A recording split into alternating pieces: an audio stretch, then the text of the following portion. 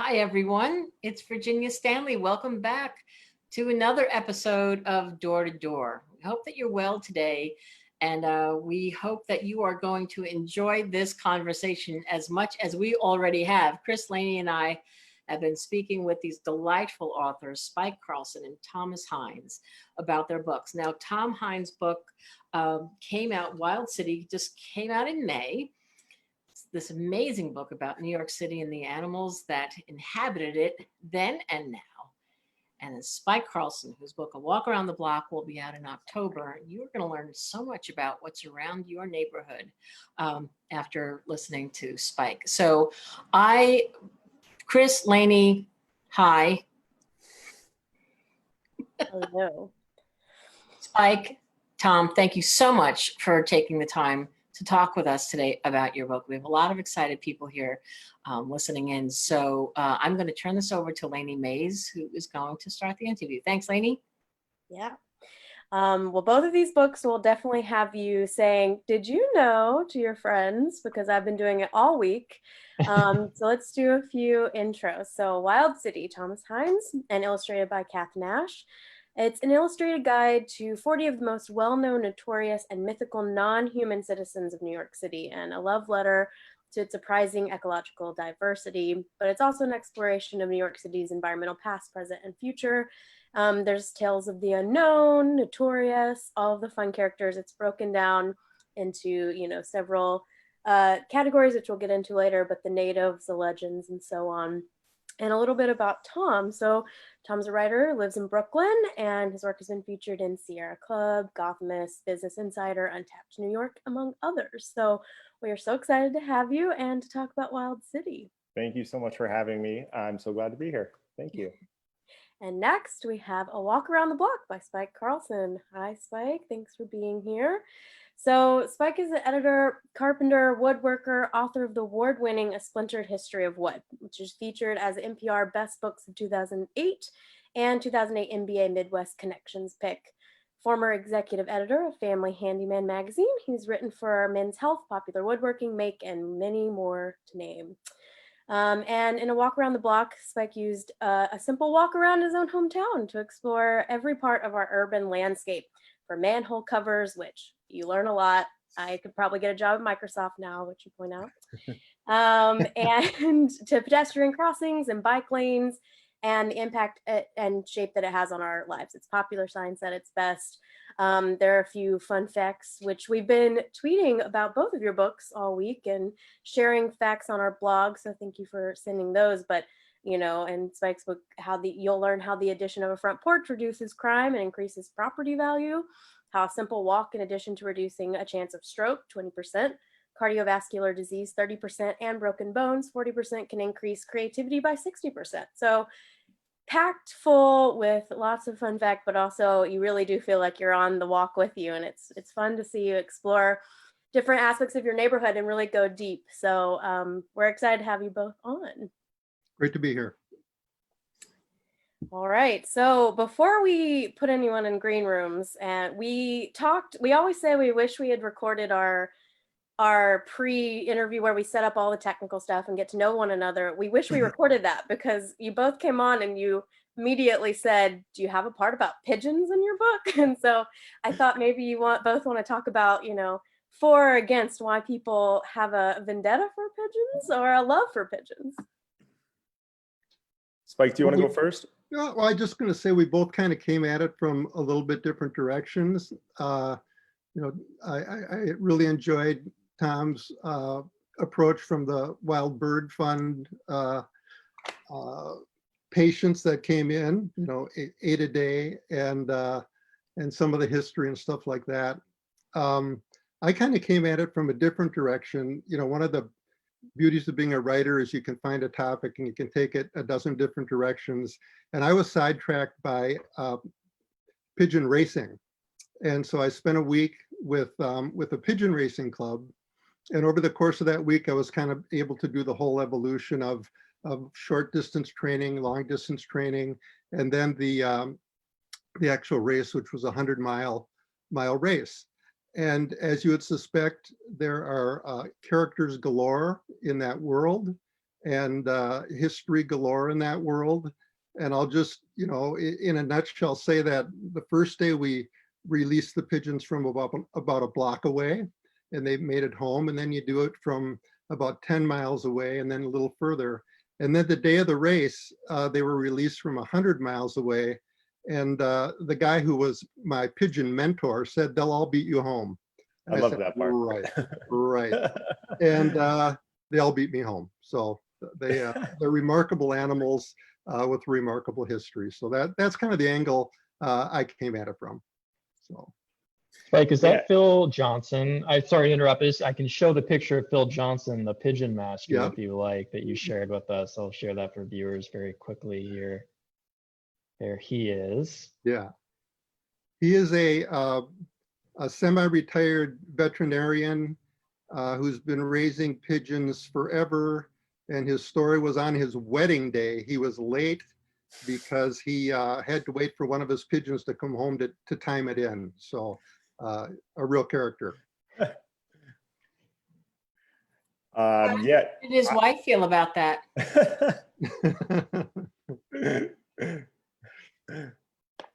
Stood up for a pigeon.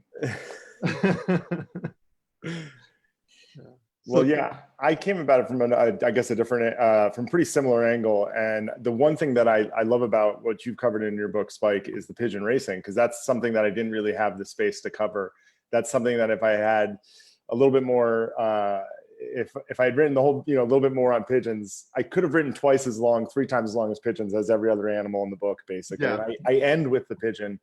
And I wish I could have gotten up to some of these rooftop pigeon racing clubs in New York, because it is really an incredible element of the city's built environment.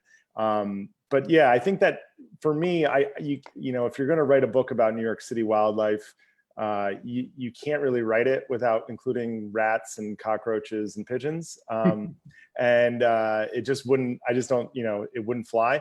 And one of the, I got very into the history just as a reader with and I think you covered this as well with Cher and Me, the pigeon that saved 190 lives, and was it World War I or II or World War I think it was. Yeah. Yeah. And now that pigeon is displayed at the Smithsonian. Yeah. And it has all these medals. I mean, it's incredible. And the founding of Reuters was used with pigeons. And I think it's just generally, one of the things I love about your book is this thing that we see all the time and take for granted that you really get in there and understand. And I think the pigeon is one of those things that we see all the time. And, we both talk about the rats with wings moniker, how that's not really very accurate, though it is pretty ubiquitous. But in New York, what I think is really interesting about them is that they've people maybe don't like pigeons. I do personally, but people love raptors. They love hawks and falcons and things like that. And those, birds of prey, those majestic, once endangered birds of prey are here in large part because there are so many pigeons to eat. And so, I don't think the pigeons really appreciate what they may not enjoy how they're contributing to the local ecology, but they are in a real way, even though they are not a native bird. It's shown this nice, balance that's been achieved, with this sort of this new bird and relatively new bird in the ecosystem. And for Wild City, what I did, and I just want to show just one of the illustrations by Kath Nash. This is her pigeon illustration, and she really is an incredible illustrator and artist, also living in Brooklyn, and I was very lucky to work with her. For our chapter in this, though, we focused a little bit more on the Wild Bird Fund, which is billed as a wildlife rehabilitation center for any bird. But half of their patients are pigeons. And the woman who runs the Wild Bird Fund is Rita McMahon, and she, was a little girl, and she found these poisoned pigeons outside of a bank, and it broke her heart. And she went into the bank's office with her mother, and they found out the bank was poisoning her. But it led to a lifetime of animal conservation and care and advocacy. And it's really this beautiful I think, almost inspiring element of New York City, which has a, maybe rightfully earned reputation as being a tough town. But by the numbers, 9 times a day, some New Yorker brings a rat with wings that they found injured somewhere in the city. They bring it in to get care, and they come from all over the city with a a shopping bag that's flapping. One of the times I was in there talking to Rita, she was telling me that this happens all the time, and sure enough, the door opens and there's a Uniqlo bag, and it's flapping, and that this person had never brought an injured bird in before, but there was some connection that happened, and they went out of their way to help this little rat with wings. So I think it's a nice thing to remember about, that New Yorkers can be kind of nice every once in a while, at least 8 times a day. Yeah. Well, one of the quotes I love from your book is that a dove is just a pigeon that went to private school. And it reminded me of a quote I ran across with Squirrels, and it said, a squirrel is just a rat with a good PR agent. So there you go. It's just I've never heard that. That's really good. Yeah, a friend of mine mentioned that to me, and I think that's true, because we do love doves, and they're biologically almost indistinguishable, right? Yeah. And they're very, very close. So yeah. Yeah, Go ahead. Just not to give people a wrong impression, I think only 1/40th of your book is about pigeons, and only 1/26th of mine is. You just gotta love them. So yeah, absolutely. And I think that what I love about your part about the racing is, I don't think people really appreciate how spectacular they are athletically. I mean, they're incredible at what they can do. yeah, they're athletes. They really are. And there are 1,000-mile races, and Really? yeah, they're and it's a worldwide phenomena. So it's Right. they're pretty cool. Everyone from Mike Tyson to Queen Elizabeth, right? I think that tells you how much is packed into your books, because how long have we talked about this, but that's just a small glimpse at all of the great things that are in there. So I think we're gonna put Spike into the green room. We're gonna talk a little bit about Wild City, show some images and maybe a funny video, and then we'll bring Spike back on, and maybe at the end we'll have you both. Is that cool? Great. Sounds great. All All right, we'll see you soon, Spike. Also, just a fun note, it was rumored I lived catty corner to Mike Tyson's pigeon pen. Oh, I wow. often stood there observing Mike Tyson's pigeon pen as they were let out and Wow. soaring through the sky. Yeah, it could have been anyone's pigeon pen, but I choose to believe. So I do too. Thank you, Tom. I just want to chime in for 1 second to say, oh, can you hear me? Yes. We have lots of librarian friends listening, lots of fans of both of yours, and somebody said that they are loving the Joe Jones says he's loving the pigeon talk. Anytime, Joe. I have to say, the pun game in the book. We are all pun lovers.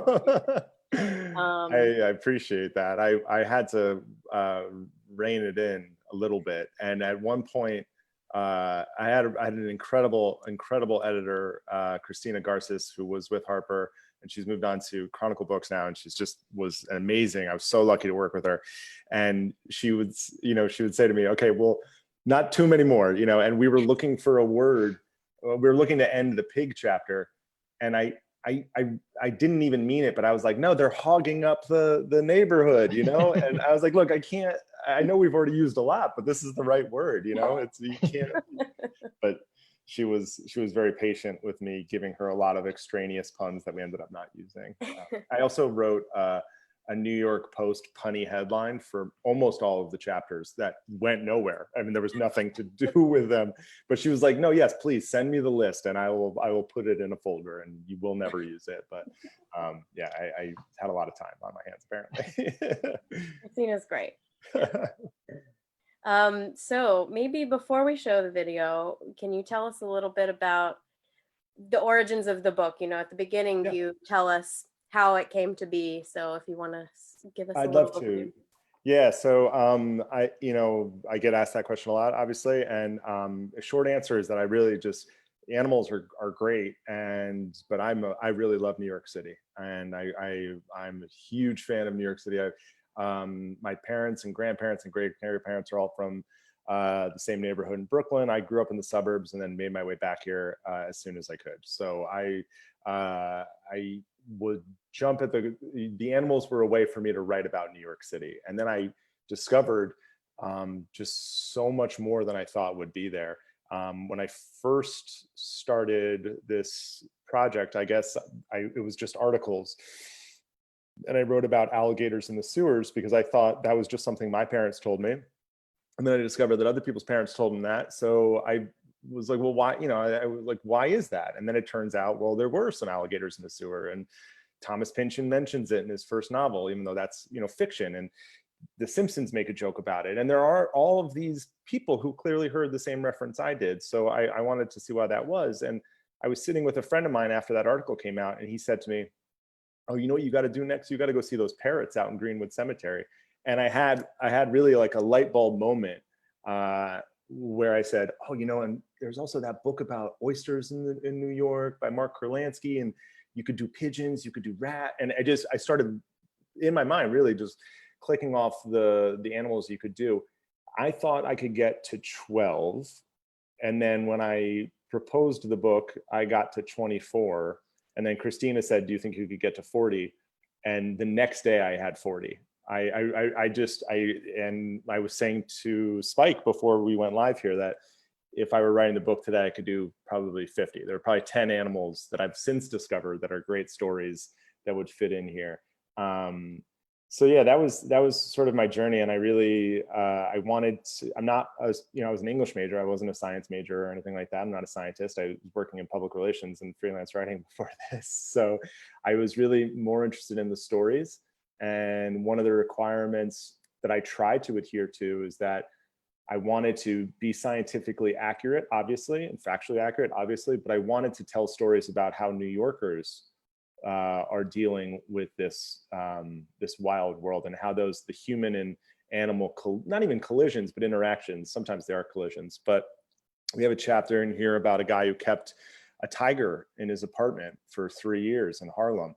And I got to talk to him. And so it's about a tiger, but it's also about Antoine and what led him to make those decisions. And we were talking about pigeons. It's about Rita McMahon, who is out there caring for these sort of maligned birds. And that, to me, that was interested in that. I wanted to talk about the non-human and human New Yorkers as they interact. So that was a long answer, but I think we checked some boxes there.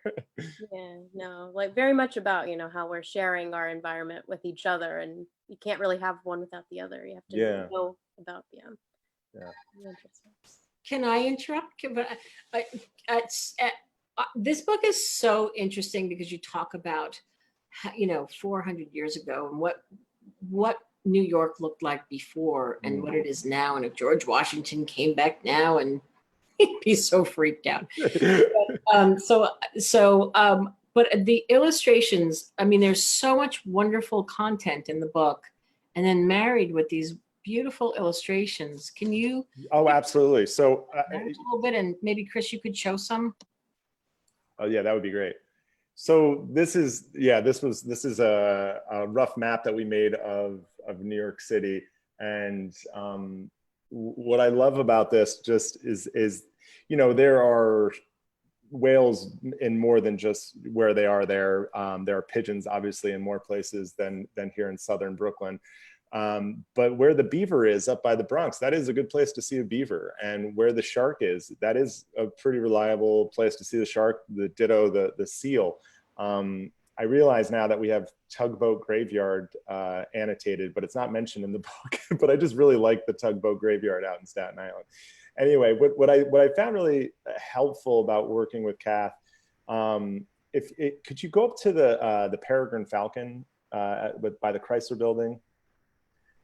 This to me is every illustration shows the value add that Kath Nash brought to this book, and she's just an incredible artist, and she was just personally very, very good to work with. But what I want to talk about with this one is that I was speaking to, I think his name's Chris Nadaraski, Department of Environmental Protection. He's basically the peregrine falcon guy for New York City. He climbs up on top of bridges and towers and bans baby peregrine falcons so that wildlife rehabilitators can help them recuperate. It's a really important thing in conservation. And what he told me was that every morning, a peregrine falcon flies from the MetLife building, which is in the background of this photo illustration, and it perches on top of the Chrysler building. But there aren't any photographs of that. And even if there were, I don't think you could really capture the moment the way this illustration does. And for me, this was, and I think you have the one right above it with the dolphins and off the shore at Coney Island. I mean, there are photographs of that, but this to me really brings it to life a little bit more. And we were able to really control the perspective and control the scene a little bit more. But I will say that a lot of these images, like the bee cop, that's a photograph I took in Times Square that she then went and illustrated. I don't think there was a photograph of the panda the morning at Grand Central, but if you know Grand Central, you know that that's the clock in the background. Those are those big arched windows and the Constellation roof. When Kath was so great to work with, and we rarely had any edits, but for this I said, that roof has to be blue. If you've been to Grand Central, like I can't, that's we don't have to do the stars, but it has to be at least somewhat sky blue. But she really, was just such a joy to work with and gave us this opportunity to capture scenes that weren't, no one was there to capture really. So I think a few up here, we have the starlings being released. This was something that happened in the 1870s. This pharmaceutical manufacturer in the Upper West Side, or the Upper East Side rather, released 65 starlings into Central Park because he had this notion that Central Park should have all of the birds mentioned in Shakespeare's plays. Now this is, he hadn't read Jurassic Park. This is not a wise thing to do. And most of the birds died that first winter, but the starlings are in the hundreds of millions, tens of millions at least, across North America from the Panama Canal to Alaska. So they've done very well for themselves. And the USDA and some other environmental groups will tell you that it's a real problem, but no one was there to photograph that moment, obviously. So this gave us an opportunity to really show these colorful, funny moments, and it's really been just, I mean, I can't even say which one is my favorite because I have a few. I mean, she really did such a great job. Can you talk about the one? Is that a fox in front of the cab? That's a coyote. A coyote. Yeah. So another one that we wouldn't probably have an image of that happening. But the funny thing about this is that there's a good chance something like this did happen. Now, obviously, we wanted to put a little bit of New York and a little bit of the animal in each one of the photographs, of the illustrations. And by and large, I think we've done that in every single one, or most of them anyway. And she, some of the times I said, here's the photograph, let's just illustrate this, or here are the elements. And other times they said, just let's see what you got. And this was one where she just kind of conceived of it herself. And, it's kind of funny and whimsical, but I think this actually could have happened because since this was made, a coyote now lives in Central Park and has been photographed more than once over the course of months. So there's no way to get into Central Park if you're a coyote other than crossing streets. And if you're crossing a street in Manhattan, odds are there's a cab, not too far away. So I think this is like cute and funny, but actually probably more accurate than we had intended. And I will just say about the coyote, people are right to be nervous and wary of coyotes, but they actually are a good sign for the urban ecosystem. They are not known to attack humans. They shouldn't be fed ever, and they should be enjoyed from a distance. But it is a good thing for the urban ecosystem to have this. I call it like a compact car of apex predators. It's just right for city living. Anything more than this, we probably wouldn't want, but this is I think a good thing for Central Park to have a coyote in there.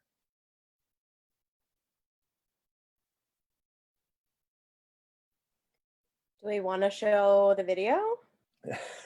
Sure.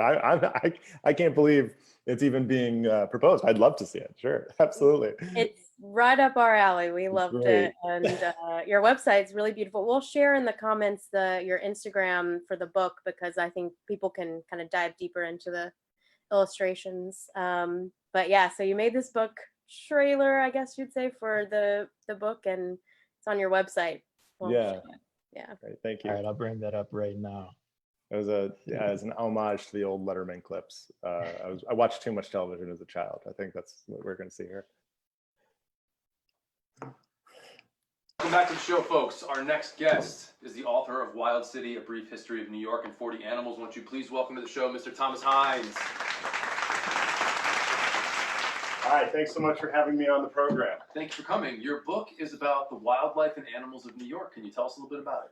You know, I thought instead I might show you some of these fascinating critters that we feature in the book. How'd you like that? Sure. So first, let me introduce you to Apis mellifera, as it's commonly known, the honeybee. These industrious little critters work together in a hive to make honey. So clearly that's a dog dressed as a bee. Great question. Nurse bees can actually create a new queen bee anytime they think the hive needs one.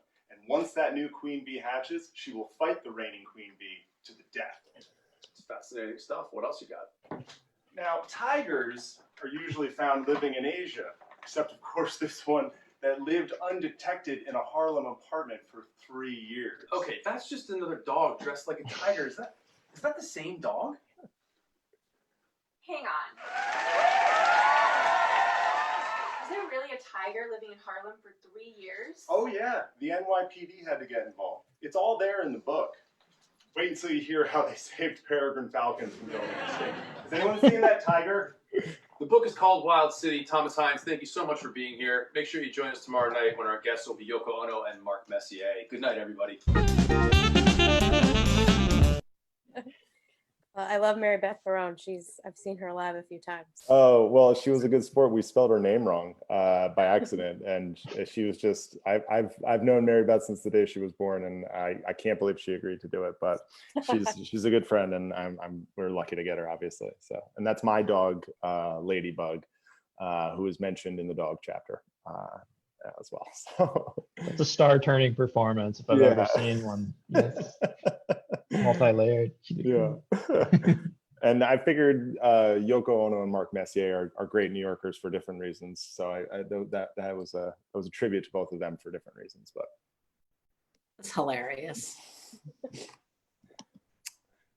We have librarian friends are can you guys hear me? Mhm. Having some issues with my computer. So we have some comments from librarians who are watching. Brooklyn and Ohio, Cuyahoga. We have, let's see, we have Jennifer Winbury from New Jersey. We're trying to, my computer is sticking a little bit. So let's see, we have Racing Pigeons always reminds Barbara Jenko of On the Waterfront. Mm-hmm. And Janet Lockhart loves the illustrations. They are gorgeous. And Lillian Dabney said, who knew pigeons could be so thrilling? Jennifer Winbury says the red-tailed hawks on Fifth Avenue are it's one of her favorite stories.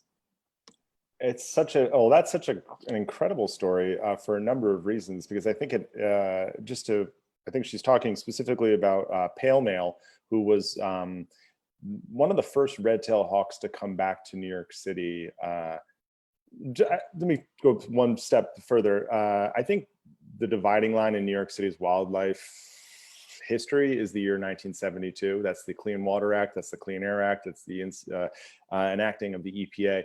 And things really did change after that. It's not a coincidence that now we have whales, now we have hawks, now we have falcons and coyotes. I think a lot of that is because of environmental regulations. And that is the thing I have a lot of fun with the book, but I do hope to draw that conclusion.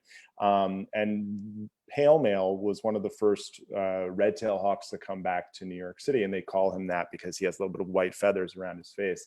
And hawks normally roost in trees. And this hawk decided to try something different. And now hawks are doing, and the thing different was to nest on the ledge of a building, which of course New York City has an abundance of.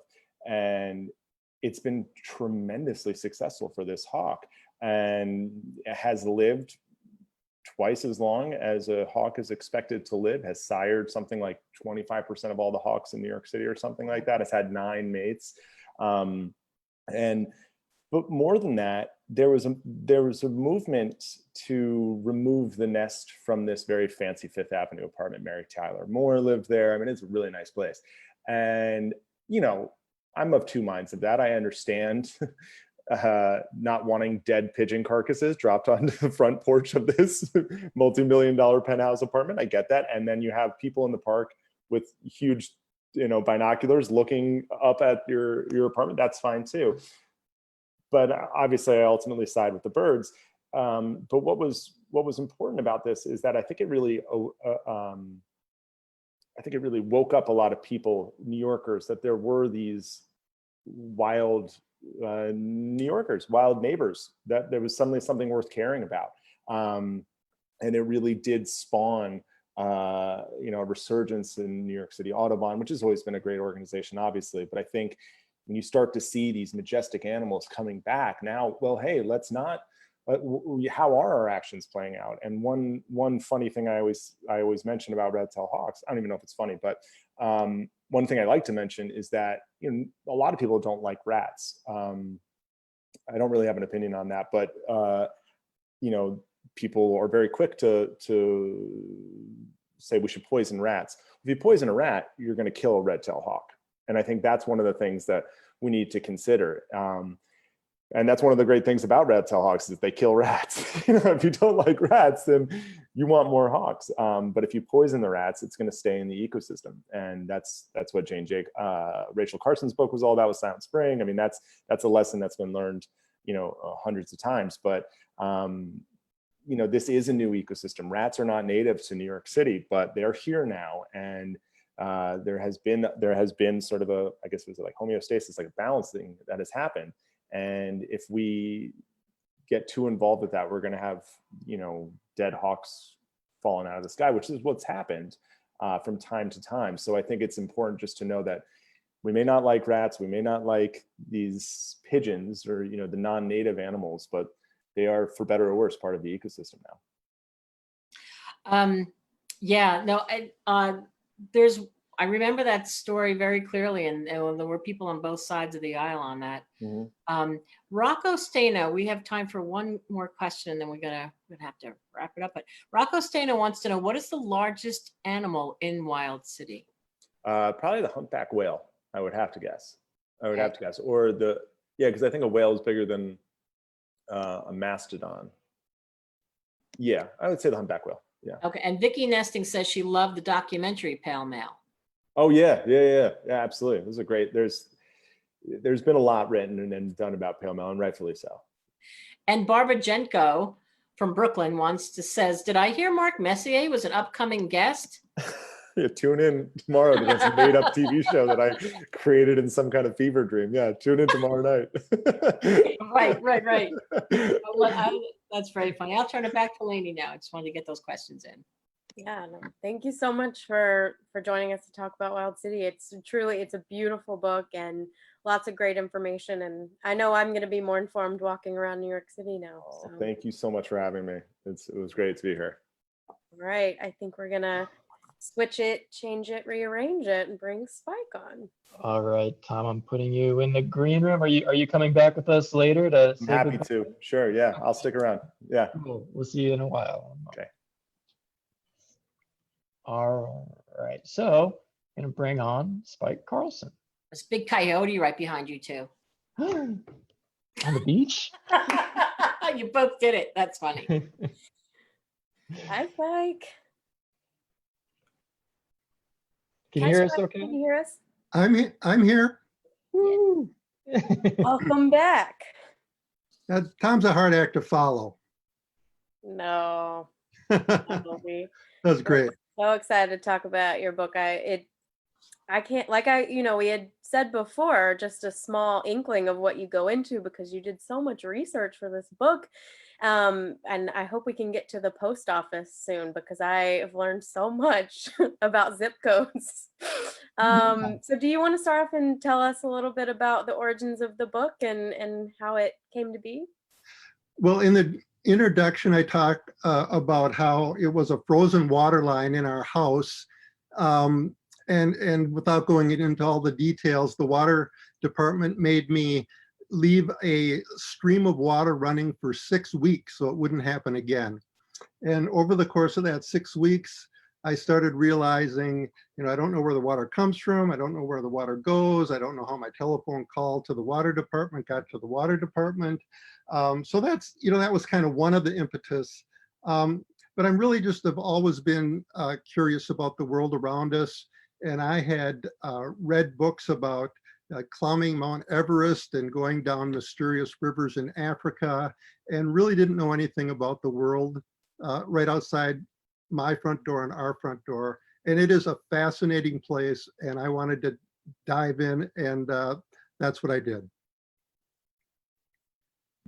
And so, you cover these topics that maybe people wouldn't think of, like I wouldn't think to go judge a roadkill contest. But how did you come up with what areas you were going to talk about, and how did you find those, I guess, the people who are experts in their fields? Yeah, it's a little bit like, this, for instance, I was interviewing someone about sewers, and I started asking them questions, and they pointed over to a 3-foot-long bookshelf and said, that's just about slopes and size of sewers. So you have to narrow the field pretty quickly somehow. And so each story, it's a little bit like a snowflake. Each snowflake, forms around a little speck of dust or pollen, and then it kind of grows. And so really, what you try to do is find a good speck to start with. And sometimes that was a person, and sometimes it was an activity, and sometimes it was a field trip. So with the roadkill contest, one thing about this book is it would be pretty easy to sit in front of the Wikipedia and write this thing out, and I didn't do that. With every story I wrote, I kind of got in there and got my hands dirty, and because the history of things, as much as this is about things, it's really the history of people and their triumphs and their tragedies and their ingenious things they came up with. But anyway, getting back to roadkill, I was working on the section on litter, and I was going to be taking a trip out to the East Coast, and I was in contact with the person who was in charge of the West Virginia Roadkill Cook-Off, which is about in its 34th year. And I just offhandedly said, if one of your judges drops out, let me know. And a couple days later, I got a call from him saying one of our judges just dropped out. And so when I was down there, I served as the judge, and tried, rabbit and bear and wild boar and deer and lots of other things like that. I think somewhere there's a picture of me judging that, and I don't know if we want to put it up now or later. But again, if you really want to get the stories, and roadkill seems like a weird thing to write about, but really there's a lot to know about and a lot we can do to prevent it. And so, squirrels, their natural instinct when a predator comes is to run in a zigzag pattern. And that doesn't bode very well when you are trying to dodge a car. And deer literally freeze like deer in the headlights because of their eye anatomy. When a headlight hits their eyes, they literally freeze and don't know what to do. And so it's really a fairly large problem. About 100 people a year get killed in the course of hitting a larger animal. And anyway, so it's just one of the stories that I I took off on and ran as hard as I could with it.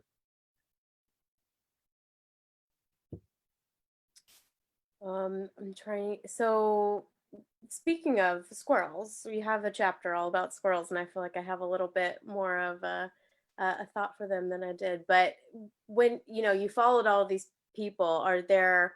But you really do a good job of showing like other considerations around them. It's not just like this is the squirrel and this is what we feel about it. It's you might not have thought of this. It might have been a small annoyance to you, but this is what they're doing.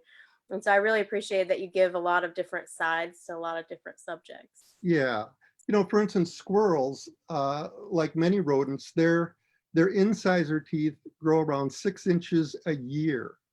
If you look at a skull of a squirrel, you can see these teeth that come up through the skull. So, and if they don't gnaw, I mean, they're built that way so they can gnaw open nuts, and different seeds that they eat.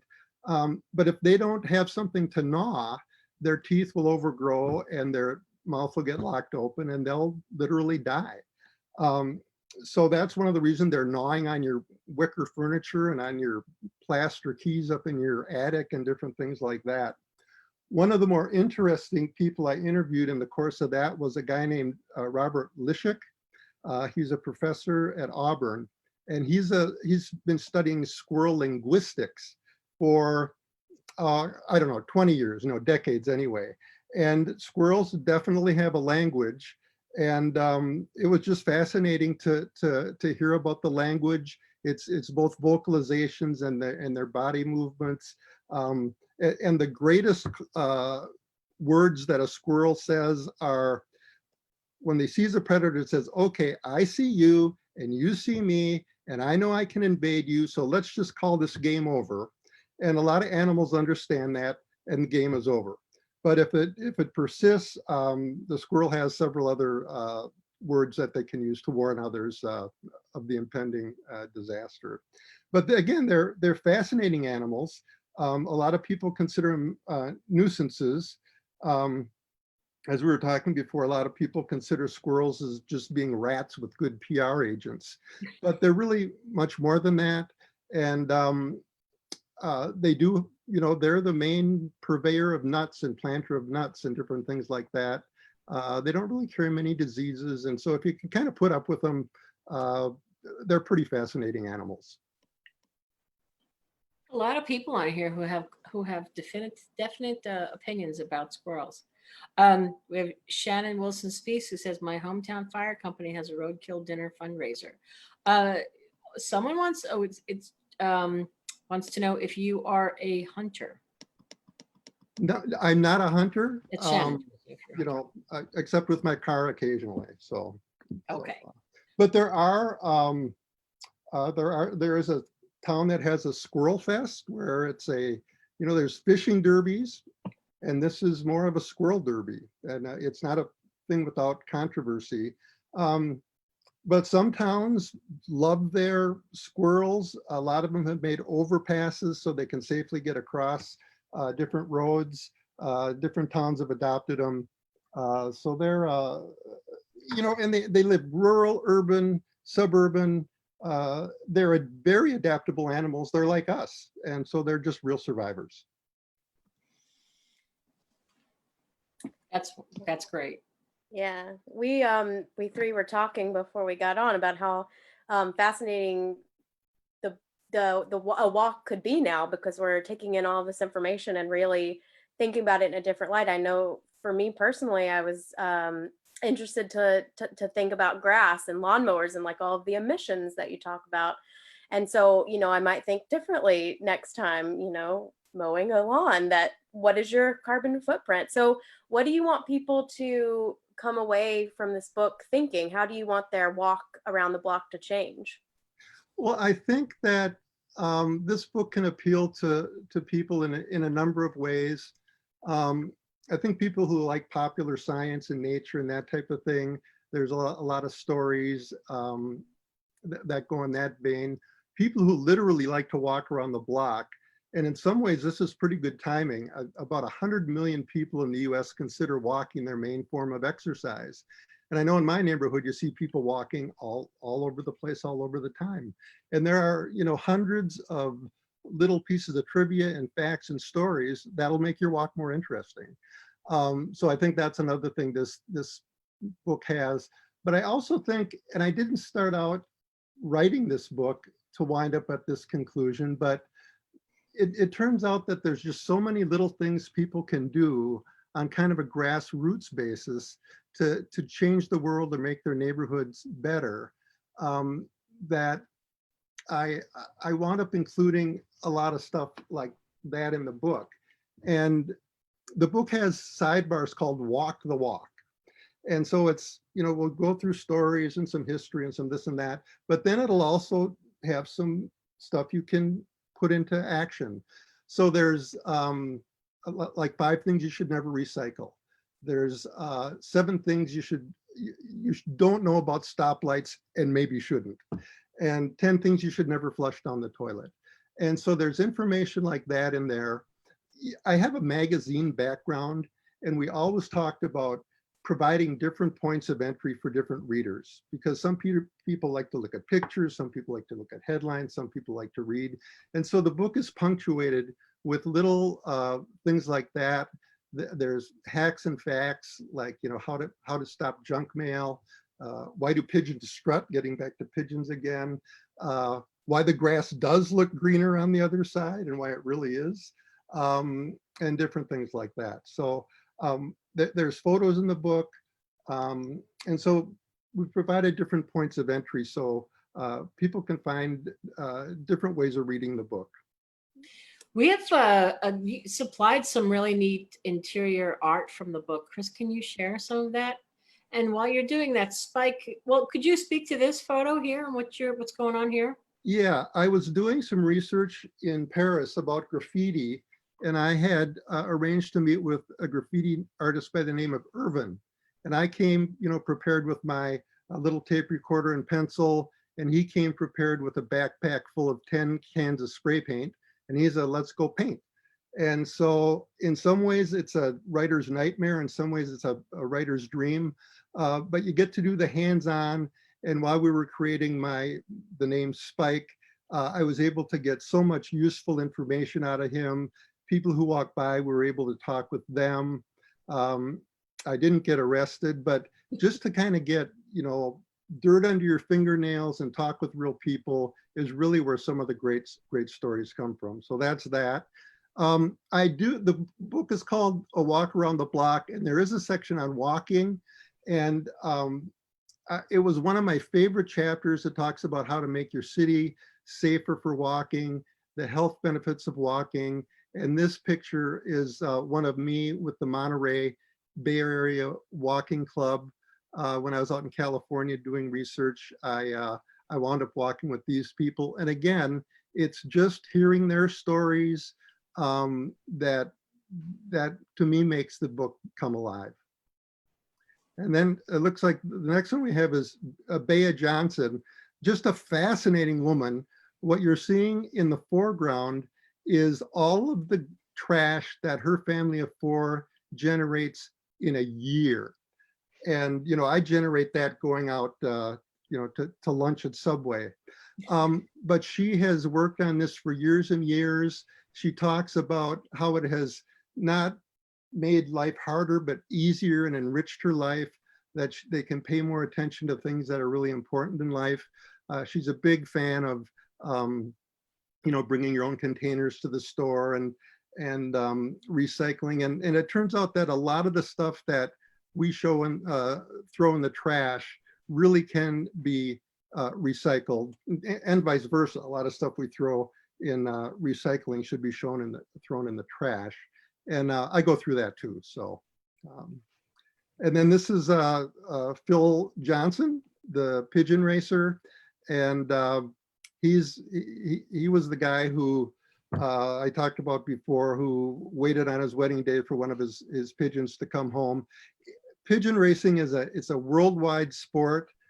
Some of these pigeons will sell for $1 million. And when you ask these folks what they like about pigeon racing, they just talk about how addicting it is. because you get to, start with this little egg and bring it all the way to fruition. And then you get to race these things. And in the end, it's just really an addiction for a lot of these people. So those are, I did most of the photos in the book. And I always tried to, have the photos carry, some kind of information or give a sense of who we were talking about. So. It's fascinating, really, that you cover so much. I mean, we were talking about the squirrels, but then you go to the, do we talk about the manhole cover?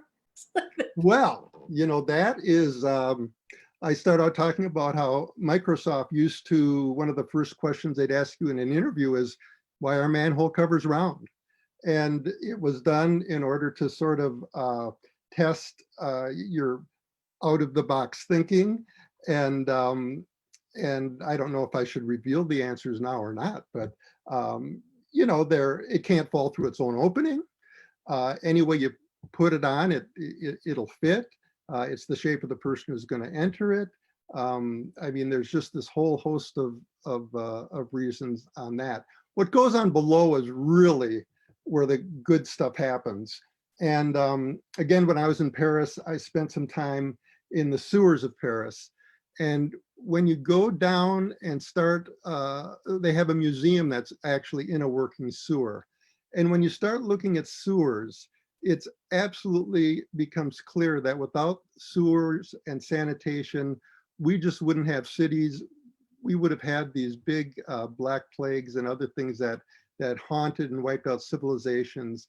And again, people have such ingenuity when it comes to this type of thing, and it was such a huge problem. And so that gave me a close-up look at the history of sewers. And then I took another tour of more of a local sewage treatment plant. And again, it is just fascinating. We flush the toilet and we don't give it a second thought. And when we talk about essential workers in this day and age, we rightfully talk about healthcare workers and different people along those lines. But I think we forget about the people who run our power plants and water treatment and sewage and recycling and take care of our streets and all those other things like that too. So it really does give you appreciation for the simple things, turning on a faucet, where does that water come from? Flushing the toilet, where does that water go? And I loved learning about recycling. Again, we wheel our bin or bring our white trash bag down to the corner and it's bye-bye. And I spent a couple days at a recycling center, and everything that goes into a recycling bin at some point has at least one human being's eyes put on it. It's not just some miraculous thing that happens. And a lot of it is mechanized, but there's so many wrong things we put in the recycling that it's just as important to know, what not to put in the recycling as to what to put into the recycling. I guess I took us on kind of a detour there, but that's how the book rolls. I think That was a great detour. Yeah. Okay, good. Well, the same like I was talking about the post office, but you followed your post person around the neighborhood and Yeah. you see. But I have much more respect for like how accurate the mail really is, considering. Yeah, it's really is amazing. I went through a sorting center and walked with my postal worker. And again, it's very automated, but again, there's things that people can do to help their letter get into the right place. One of my favorite things was finding out that post offices of any size usually have a postal inspector window that's only accessible from the outside. And there are postal worker detectives or officers that really keep an eye on things like that. And but just I talk about how come if I put a letter to my next door neighbor in the mail, it still has to travel 60 miles, And again, it's one of those things where we just drop a letter in the mailbox and you kind of don't appreciate what goes into it. And it turns out that for 55 cents, it's really a pretty good deal. And then just to walk with my Elizabeth, my mail person. And, you know, the story she has to tell and the people she greets and the animals that know and love her and her daily routine. She hardly ever gets 2 days off in a row because of the mail's rotating schedule. So again, you talk about essential workers, there's another one right there. Yeah. And our friend Lillian Dabney was saying both of these books just make her feel like she needs to be more observant but reflective about the urban environment. So thank Yeah. you for writing it. I feel like we can all reflect a little bit more on it. Yeah. Well, I feel oddly lucky because I was able to just tack on some things in the wake of the COVID-19. And one of those things was, again, how essential a lot of these people and services are. And then it's even things like our alleyways. You know, New York City doesn't have many alleys, but a lot of cities do. And in my town of Stillwater, alleyways have become the lifeblood of these restaurants that didn't have any outdoor spaces. And we've always looked at them as kind of these neglected, nasty places. And over the last few months, they've been spruced up and they've been turned into dining areas. And you start seeing the potential of these alleyways that we kind of neglect and don't pay any attention to. Again, that's kind of a result of COVID-19. And I'd like to see us use our alleys to better use. I interview a guy in there who is passionate about alleys, and he gives tours of alleys, and you can really get to some of the history of a city you don't get when you see it from the street side. So it's another little area we do a deep dive into in the book. You just cover so much in this book, Spike. It's really, there's something for everybody here. There's such great takeaway information. We can all learn a lot and do a lot and make a difference. So to just echoing what Lainey said, just learning, learning so much from this book. And I don't know, Lainey, I turn it back to you. But Yeah, I think it was really a fun book to write. You know, I'll just have to fess up, it was just a chance, a lot of writers are a little bit on the introverted side, and it gives you a chance to get out there. And I was able to meet so many fascinating people and so many fascinating stories. And I, like Tom, who we just were talking with, wound up with 4 or 5 chapters that just wouldn't fit in the book. There's a section on little free libraries and one on security cameras and things like that just wouldn't fit in the book. But it's just an amazing world out there once you open up your eyes and kind of know what to look for and know a little bit of the background and history. So it was a pleasure to write the book, and Harper One is just a great group to work with. So you can definitely tell that you enjoyed writing it, and that comes through, and we enjoyed reading it. Yeah, that was good. Well, should we bring Tom back on? He's probably got a pigeon with him.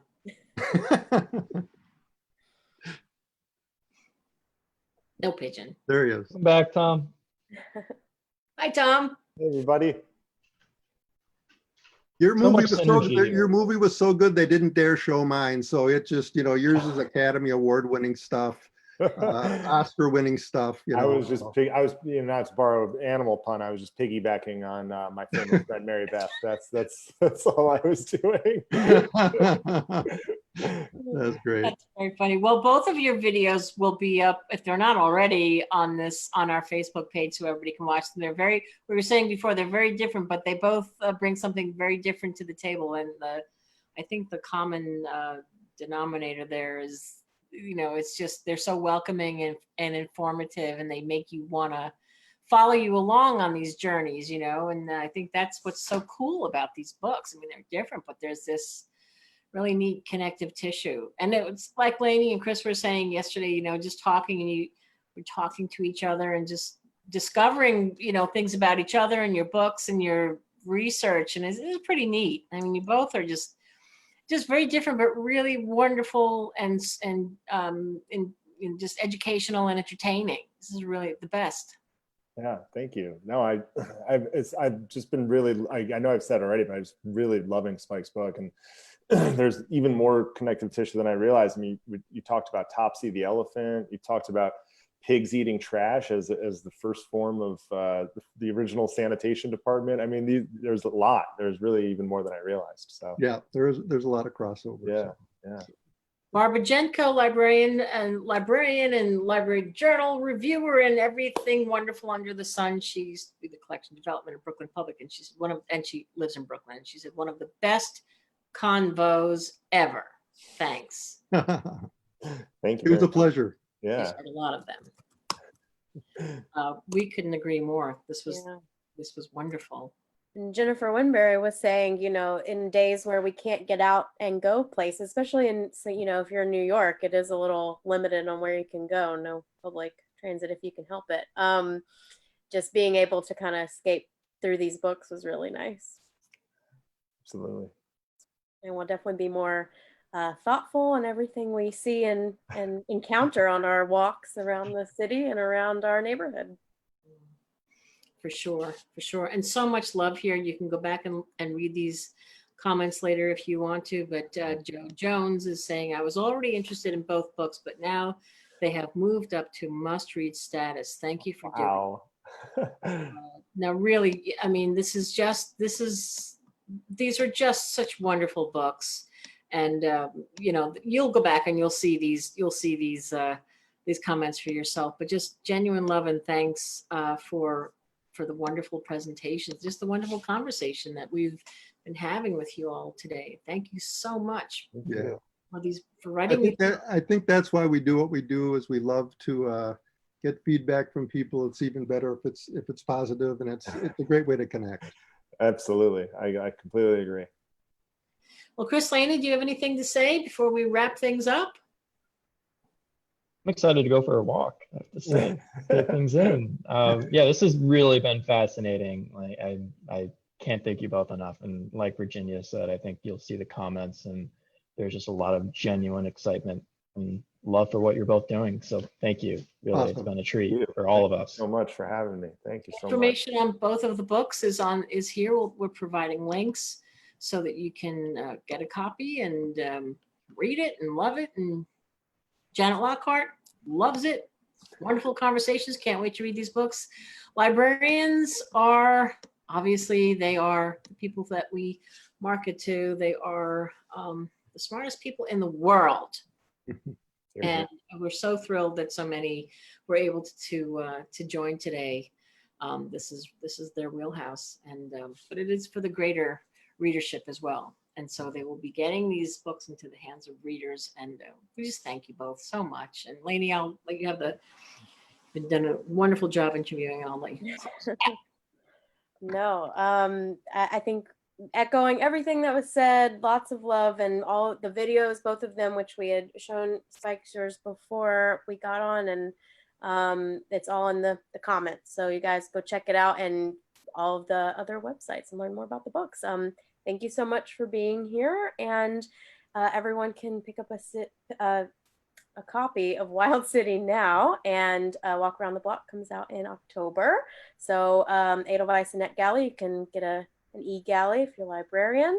And thank you again. We'll see you. Oh, I do have one thing. I'm sorry. Thank you, Virginia. Usually I remember, but and kind of in the same vein as we're doing kind of artsy stuff, and now I've lost it, but I'm going to find it. 1 second. We have been doing Instagram takeovers on our Instagram page, Harper Library. So be sure to check that out. And this week we are very excited to have, drum roll please, Michi Young, who wrote Barely Functional Adult. And if you're a fan of the Instagram account, Barely Functional Adult, you're going to love this. We're so excited to have her on. And the book, I just finished a galley, and it's beautiful, fun images about being an adult and coming of age too in adulthood, and how we navigate these crazy times, but also the crazy times of adulthood. And please check out the Sea Gallery before Friday, because you'll see her writing space and a few pictures from her. But like I said, the gallery has such beautiful moments in time of her life, and she really talks about some deep moments. So please check this out and follow us on Instagram, Harper Library, on Friday. Thank you for much. And Thursday we have, drum roll, Sophie Hannah. Thank you, Tom.